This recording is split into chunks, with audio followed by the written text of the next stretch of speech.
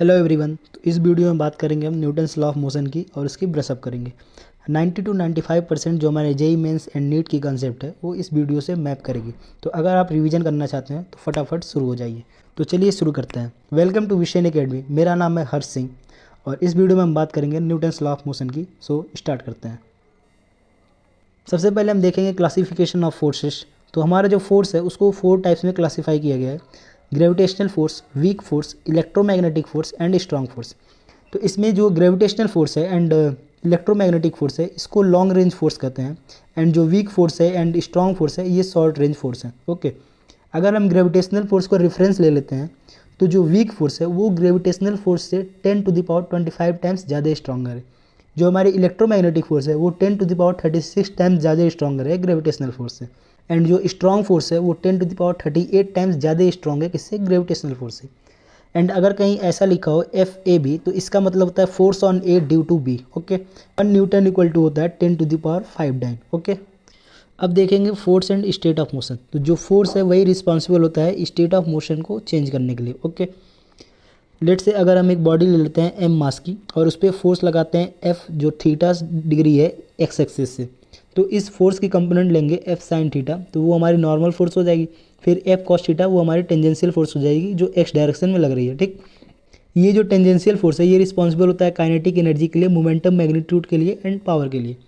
अगर हमें tangential acceleration निकालना हो तो F कॉस थीटा जो हमारा टेंजेंशियल फोर्स है उसको डिवाइड कर देंगे मास से, तो हमारी टेंजेंशियल एक्सेलरेशन आ जाएगी। ठीक, अगर हमें नॉर्मल एक्सेलरेशन निकालना हो तो जो हमारी नॉर्मल फोर्स है F साइन थीटा उसको डिवाइड कर देंगे मास से, तो हमारी नॉर्मल एक्सेलरेशन निकल जाएगी। और अगर बात करें टोटल एक्सेलरेशन की तो टोटल एक्सेलरेशन जो होता है वो √AT² प्लस AN² होता है। AT जो हमारा टेंजेंशियल एक्सेलरेशन एंड AN जो हमारा नॉर्मल एक्सेलरेशन, और इसको हम F/m भी लिख सकते हैं टोटल एक्सेलरेशन को। अब बात करेंगे स्टैटिक इक्विलिब्रियम की। ठीक, तो स्टैटिक इक्विलिब्रियम कब होगा? जब हमारा नेट एक्सेलरेशन जो है वो जीरो हो जाएगा। और नेट एक्सेलरेशन जीरो कब होता है? जब हमारी वेलोसिटी क्या होती है? कांस्टेंट होती है। जब हमारा नेट एक्सेलरेशन जीरो होगा तब क्या होगी? सम ऑफ ऑल फोर्स होगी वो जीरो होगी, और इस कंडीशन को हम बोलते हैं बैलेंस्ड फोर्स। ओके, चलिए अब कुछ एग्जांपल्स देखते हैं बैलेंस्ड फोर्स की। तो एक बॉडी है m मास की जो स्ट्रिंग से लटकी हुई है, तो इसमें क्या हो रहा है? जो टेंशन है वो mg को बैलेंस कर रहा है। फिर एक दूसरी बॉडी है m मास की वो ग्राउंड पे रखी हुई है, तो इसमें क्या है? जो नॉर्मल फोर्स है वो बैलेंस कर रहा है mg को। अब एक बॉडी लेते हैं a जिसके ऊपर 3 तरह के फोर्स लग रहे हैं F1, F2 एंड F3, और इस F1 F2 के बीच का जो एंगल है वो θ3 है। F3 एंड F2 के बीच का जो एंगल है वो θ1 है, एंड F1 और F3 के बीच का जो एंगल है वो θ2 है। तो इस केस में क्या होता है? हम सारे फोर्सेस के कंपोनेंट लेंगे और जो x डायरेक्शन के सारे फोर्स हैं उनके कंपोनेंट के सम जो आएंगे वो जीरो आएंगे, और y डायरेक्शन के सारे फोर्स हैं उनके कंपोनेंट के सम जो आएंगे वो जीरो आएंगे। तो ऐसा कब होता है? जब 3 और 3 से ज़्यादा फोर्स होंगे तब ऐसा कर सकते हैं। और एक लेमिस थियरम है, बहुत इंपॉर्टेंट है, इसको ध्यान में रखेंगे। ये क्या होता है? F/sin θ1 जो एंगल 1 है, F जो हमारा फोर्स लग रहा है उसके सामने वाला एंगल θ1। ओके, तो F/sin θ1, फिर F2/sin θ2, F2 जो फोर्स है उसके सामने की जो फोर्स है θ2। ठीक, F3/sin θ3। ये क्या है? Lami's theorem. बात करेंगे अनबैलेंस्ड फोर्स की। ये किस पे बेस्ड है? न्यूटन्स के सेकंड लॉ पे बेस्ड है, जो कहता है sum of all force equal to क्या होता है? मास इंटू नेट एक्सेलरेशन होती है। लेट एक बॉडी m मास की है, वो अपवर्ड डायरेक्शन में a एक्सेलरेशन से जा रही है, तो इसकी इक्वेशन क्या हो जाएगी? T - mg equal to ma। अब एक दूसरी बॉडी लेते हैं, उसके ऊपर क्या रखी हुई है? एक m मास की ब्लॉक रखी हुई है, और ये जो m मास की ब्लॉक है वो a2 एक्सेलरेशन से नीचे आएगी। तो जब a2 एक्सेलरेशन से नीचे आएगी तो जो हमारी बड़ी वाली ब्लॉक है वो a1 एक्सेलरेशन से बैकवर्ड डायरेक्शन में जाएगी। तो इस a2 का कंपोनेंट लेंगे हम, तो x डायरेक्शन में हो जाएगा a2 cos theta and y direction में हो जाएगा a2 साइन थीटा। तो जब net acceleration in x direction निकालेंगे तो क्या हो जाएगा? a1 - a2 कॉस थीटा हो जाएगा। एंड जब net acceleration in y direction निकालेंगे तो y डायरेक्शन में केवल क्या है? a2 का एक कंपोनेंट है जो कि क्या है? a2 साइन थीटा है। ओके, अनबैलेंस्ड फोर्स की केस में क्या होता है? जो sum of all forces in x direction होता है वो mass into acceleration in x direction के इक्वल होता है। Sum of all forces in y direction जो होता है वो mass into acceleration in y direction के इक्वल होता है। अगर हमें नेट एक्सेलरेशन पता करना हो तो वो क्या हो जाएगा? √ax² प्लस ay², जो x डायरेक्शन की एक्सेलरेशन है उसकी स्क्वायर प्लस जो y डायरेक्शन की एक्सेलरेशन है उसकी स्क्वायर। अगर सिस्टम ऑफ पार्टिकल के लिए बात करेंगे तो जो सम ऑफ ऑल फोर्सेस होगा वो सम ऑफ ऑल मासेस इनटू क्या हो जाएगा? जो सेंटर ऑफ मास है उसकी एक्सेलरेशन हो जाएगा। अब बात करते हैं action and reaction of common forces. Okay, तो हमारा जो एक्सटर्नल फोर्स है वो एफ एंड एम जी है। एफ जो है वो फोर्स बाई एनी एजेंट है। ओके, एंड जो हमारा इंटरनल फोर्स है वो टेंशन है, नॉर्मल है एंड फ्रिक्शन है। ये हमारा क्या है, इंटरनल फोर्स है। जो सम ऑफ ऑल फोर्सेस होता है वो जीरो होता है for all massless body. Okay, action reaction pair में क्या होता है, जो फोर्स है वो सेम टाइप का होना चाहिए, डिफरेंट फोर्स नहीं होना चाहिए। ऐसा नहीं है कि नॉर्मल है और उसका रिएक्शन फोर्स हो रहा है mg, ऐसा नहीं हो सकता है। जो नॉर्मल है तो उसका जो रिएक्शन पेयर होगा वो भी नॉर्मल फोर्स ही होगा। ये कुछ एग्जांपल्स हैं जिनका हमने एक्शन रिएक्शन पेयर बना रखा है, तो इसको आप देख लीजिएगा। जो नॉर्मल कॉन्टैक्ट फोर्स है वो परपेंडिकुलर एक्ट करता है किससे, कॉन्टैक्ट सर्फेसेस से। अब बात करेंगे application of pulley block system की। तो इसमें हमने 3 केसेस ले रखे हैं और तीनों के एक्शन रिएक्शन पेयर्स मार्क कर रखे हैं। तो एक एक करके सारे केसेस को देखते हैं। फर्स्ट केस में क्या है, हमारे टेंशन एंड एक्सेलरेशन अननोन है, तो हम सारी इसकी BD बनाएंगे और उसके बाद से हम क्या करेंगे, 2 इक्वेशन लिखेंगे। तो इसके इक्वेशन क्या है, m2g - 2t equal to m2a, और दूसरा इक्वेशन है t - m1g equals to m into 2a। तो इस 2 इक्वेशन से हमारा एक्सेलरेशन एंड टेंशन निकल जाएगा। सेम हमारा सेकंड केस में भी है, एंड थर्ड केस थोड़ा कॉम्प्लिकेटेड है, तो इसको देखते हैं।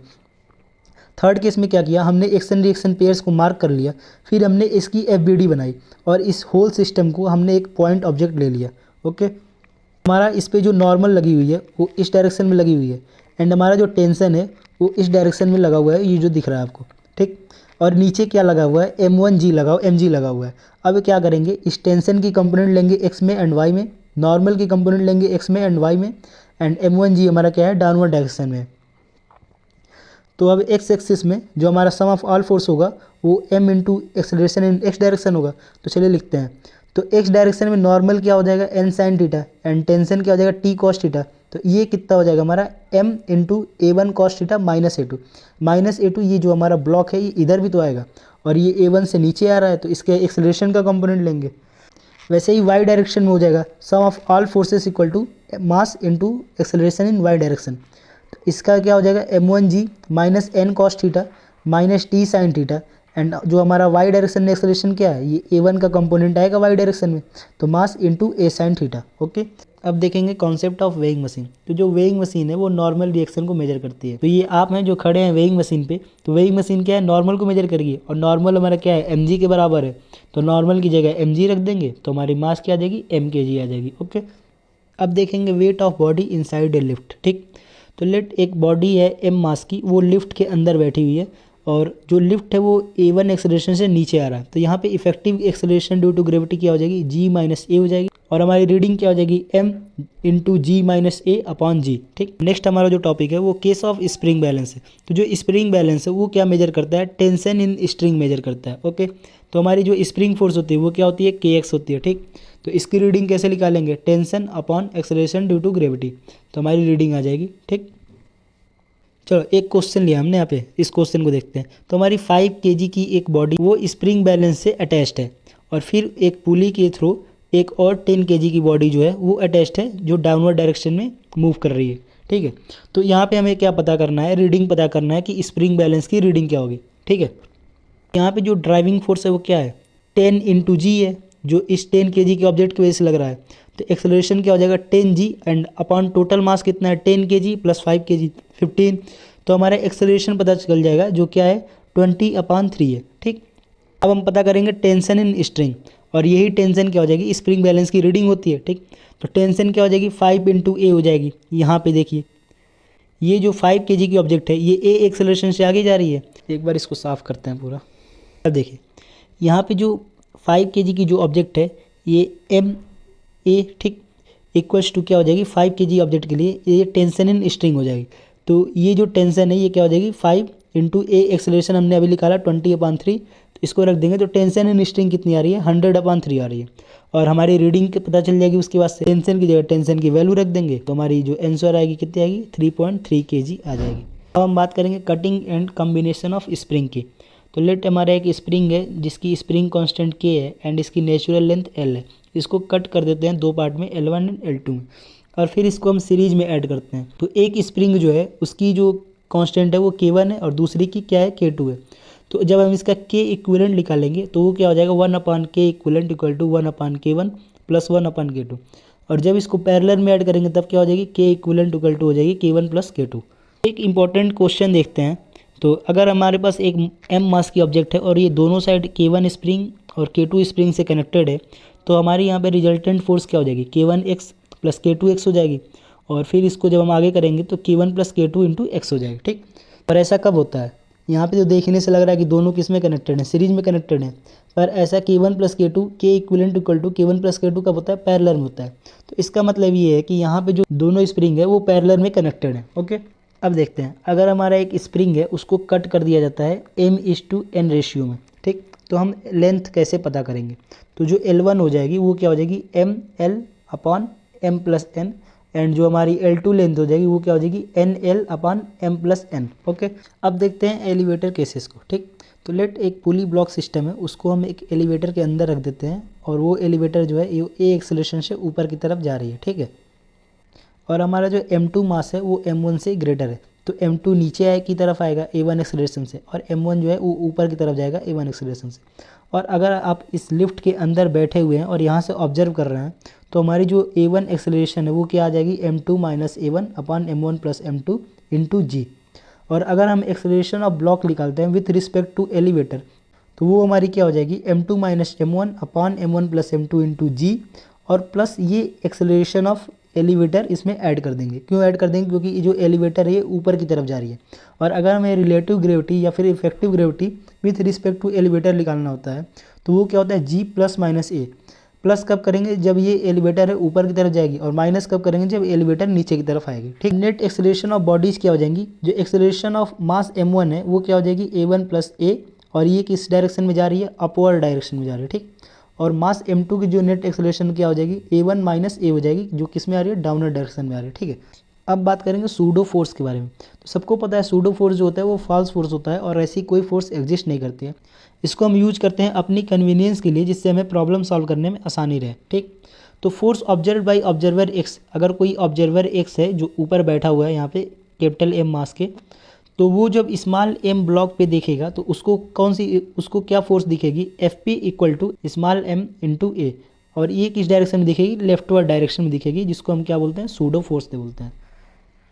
तो ये था न्यूटन्स लॉ ऑफ मोशन। अगर आपको इस सेशन की PDF चाहिए तो आप कमेंट सेक्शन में लिख सकते हैं, मैं इसकी PDF आपको अरेंज करा दूंगा। और एक केस इसमें छूट गई है, जो वेज वाली प्रॉब्लम है, तो उसको हम जब फ्रिक्शन कवर करेंगे तो उसी में कवर कर लेंगे उसको।